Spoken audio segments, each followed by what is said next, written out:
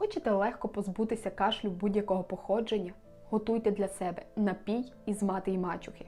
Вона багата вітамінами, флавоноїдами, каротиноїдами, дубильними речовинами, органічними кислотами, сапонінами та інуліном.